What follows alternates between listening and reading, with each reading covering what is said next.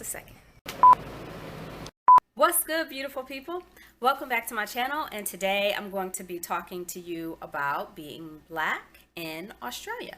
I took a solo trip to Australia and I visited Sydney as well as Melbourne, how they pronounce it in Australia.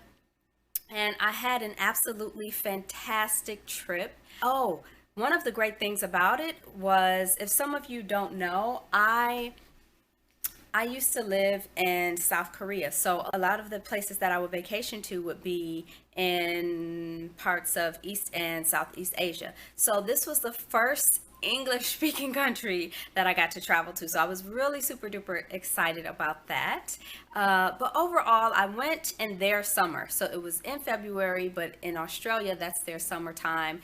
And I just had all sunshiny, bright days in Sydney. It was like this big, open, beautiful city. And when I got to Melbourne, well, they're known as having like 4 different seasons in one day. So the weather wasn't as nice. It was a lot more gray, a lot more gray, a lot more cloudy, and it rained a little bit, which sucks. But overall, just a really great trip.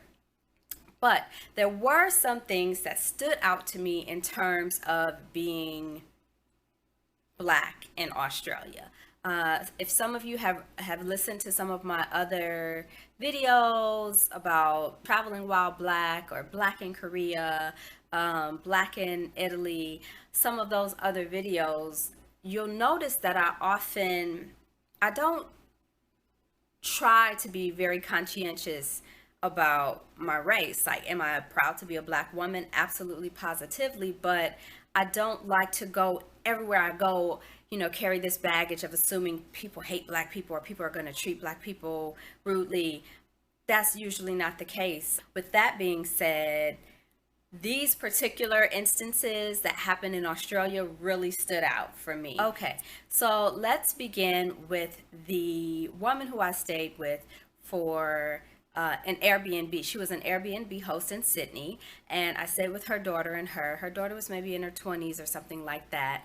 And at the time when I was there, she also had a friend visiting from there that was from somewhere in Europe. I don't know, Norway or one of those countries. I can't remember exactly where. Anyway, the point is, she tried to be really nice because, I was paying to stay there as her guest. But there were just a few bumps in the road that were really hard to ignore. And it made me wonder if it was because I was black. So for example, one of the things that had nothing to do with me being black, but had everything to do with me being American, was one of the times we all 3 of us, her friend, the host, and myself, ended up at the breakfast table. And I wanted to make a cup of tea, and I was asking, oh, where's the tea kettle? And they were like, it's right there on the counter. And it was this electronic tea kettle. Now, honestly, me personally, I had never ever seen these things until I arrived in Korea. I didn't even know these things existed, but they have them everywhere in Korea. It's kind of like those things and rice cookers, like the little machine rice cookers. You'll see them everywhere in Korea. It's just it's way easier for them. So anyway, they were trying to like poke fun and make fun of me because, like, oh, America doesn't have electric tea kettles. and it was just like, no, I guess not. I mean, honestly, I'm pretty sure we do have them. I just don't know about it. But I just found it petty of them to be that way. Number one, a lot of times when you go places, when you travel the world, there are some people who are well receiving to Americans, and then there are some people who will have this bone to pick with you. And this is my message to all of them. Get to know a person first before you try to have beef with them. Whatever country a person might be from, 9 times out of 10, that individual that you are meeting has absolutely nothing to do with the policies that are made in their country, with the way the government is run in their country. So fall back. Stop trying to attack people because they come from a country that you don't like, or you don't like their politics. Like, that's petty, and it's actually quite pointless because you're wasting your time. You're wasting your time with that person, and all you're doing is spewing hate for no reason. So get to know the person first before you just assume to hate a person because it come from a certain country. That just doesn't make any sense to me. That's my public announcement on that. Back to being black in Australia. So a couple of things happened after that. So one time I stayed out late. I went to this reggae club that was really dope. If I can remember the name of it, I'll include it. But I went to this really nice reggae club and stayed out maybe till 1 or 2 in the morning. The area, I ended up finding out later, that she lived in was considered sort of a sketchy area. Like, it looked nice. It was probably one of those in-between areas, like in transition. But in Australia, they have the Aborigine people. To Americans, it would be our Native Americans. So the people who are native to the land before Britain came in and kicked their butts and told them, now we own this ish. And why I say Britain is because Australia started out by Britain sending their criminals to go there. So basically exiling them to a certain extent. But that's what that land was originally used for. The British assumed that it was not inhabited, and they basically took it over even after they found out that it was inhabited. Anyway, fast forward, some of the Aboriginal people lived in that area, and I had heard that, you know, sometimes they might try to rob you, or because these are disadvantaged people. Some of them, or at least this particular group in this area, were said to be, you know, in poverty and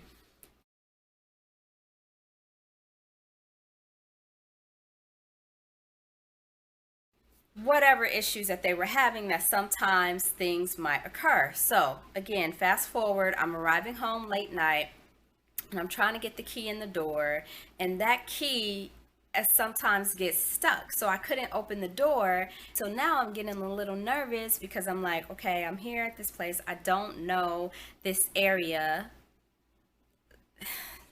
you know, hurry up and unlock. And when it didn't unlock, I did ring the doorbell. Now, of course, nobody ever wants to wake anybody up. Everybody hates being woken up, but I couldn't get in. And so I ring the doorbell once, twice, maybe 3 times, I can't remember. No one came to open the door for me. And so I tried it again, and finally I got the key open, walk in the place, it's pitch black. Again, this is after me being there like a day or two. So I'm trying to like go in slowly and figure out like where the light switches are, where the light is. Finally, I find a lamp.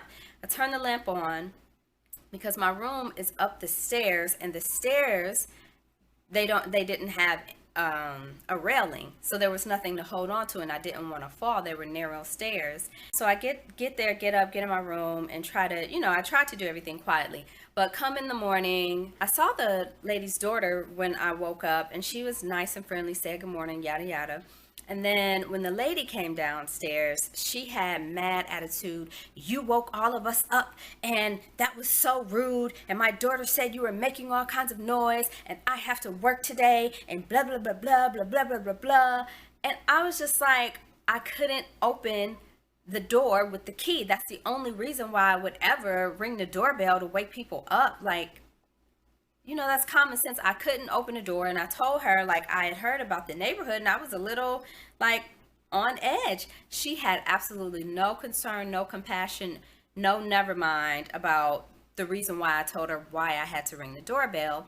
Number one. Number two, those stairs were super duper creaky. When her daughter walks back and forth, or anybody walks back and forth, they would always wake me up every morning just from walking across the floor.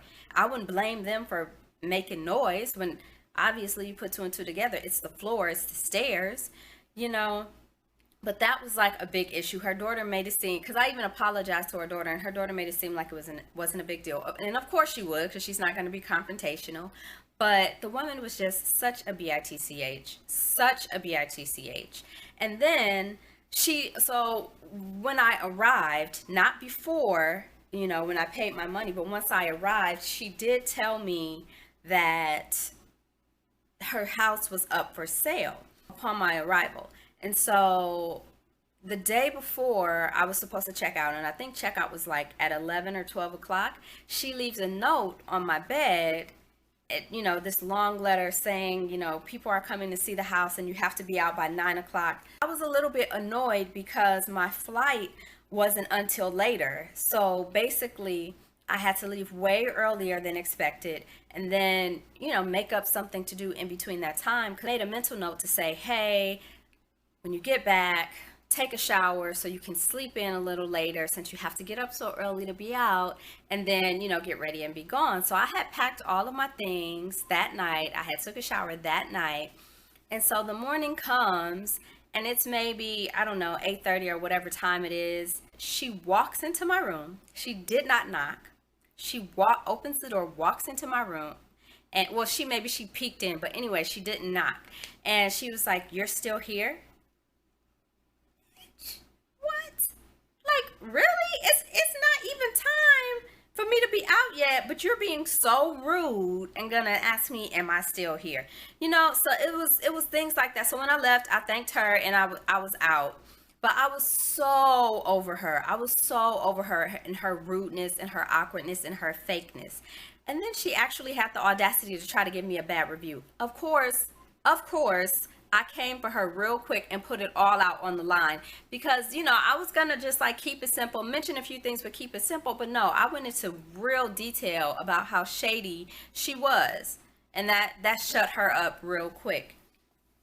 But let me just say that was an isolated incident because afterward, going to my next B&B host in Melbourne, oh my goodness, she was all kinds of awesome. Super open, super laid back, super chill, super just like upbeat, nice personality, very people person type of woman. And as a matter of fact, upon like trying to find her address, I ran into one of her regular renters, and it was this like older man, maybe in his 60s. He was like this tall white guy, and he was just randomly out on the sidewalk, and he saw me with my little stroller bag trying to look for the address. But to me, it was just like stranger danger. I wasn't about to like engage with him because for travelers tips, especially women solo travelers, they tell you don't respond to people who are trying to call you over. Like if you see a person you trust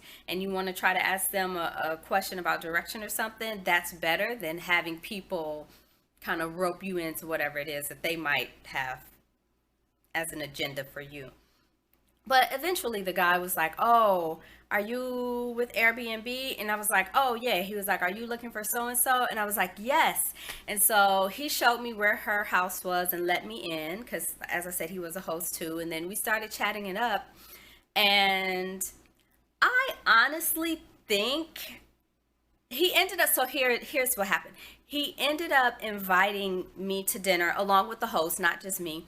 But he ended up inviting me to dinner along with the host, and I'm almost 100% it was because I was black. Now, to me, is that a bad thing? No. What I take that as is probably he doesn't meet either a lot of black people or a lot of black Americans, and he was just interested in getting to know a person. It's like any other thing. If you meet, let's say, a person from Thailand for the first time, or a Vietnamese person for the first time, or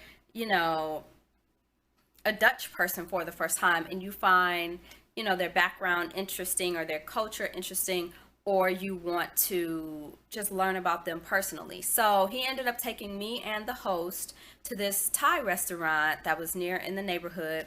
Excellent Thai food. We got to know each other, had a great time, so it was like two contrast differences. So I say that to say, again, let isolated incidents be isolated incidents, and don't assume that everybody is like that, because the one woman in Sydney was a total jerk, but then the other host in Melbourne she was all kinds of awesome, and there were like other people that were staying there in her house while I was there as well. So it was a good experience, and I've used B&B before, and I've never ever had the drama that I had with the other woman from Sydney. The other thing that really ticked me off in traveling in Australia was being racially profiled at the airport. So I think flying in and out, everything was all good, but while I was flying in between, like from Sydney to Melbourne and back from Melbourne to Sydney, I got stopped for a random search each time, and they told me that they were checking for explosives and it was a random search. No way in heck do I even almost believe that it was random. They picked me out of the lineup because I looked different. Let's put it that way. And I'm not even sure if I should say it's because I'm black, because I could have sworn there were other like black and brown people there, maybe some Africans, maybe like some Indians or Middle Eastern people. And so I was just like, what about me? Was it because I had my hair, my curly hair out and my hair in a little afro puff? Like what was the situation? And the first time I was annoyed, number one, because when you're in the airport, you're trying to get to your plane. You ain't got time to be stopped on some BS. So the first time I was really annoyed, but I didn't say anything. The second time it happened, I kind of snapped on this guy. I'm like, why are you, I not snapped on him, but I was asking him, why are you stopping me? Is it because I'm black? This is called racial profiling. What is going on with No, it's not because of your race. It's just a random check, and we're checking for BS. explosives. But that really, really turned me off.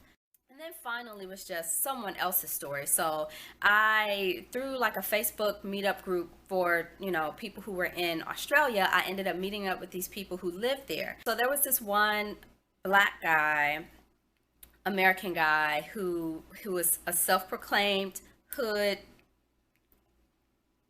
And he came to Australia through school. So he graduated from school and had been working and living there. He had been there for about 7 years. So he said he loved it. He's been trying to get his boys to come out there and, make a living there. And he was even encouraging me to try to come down there.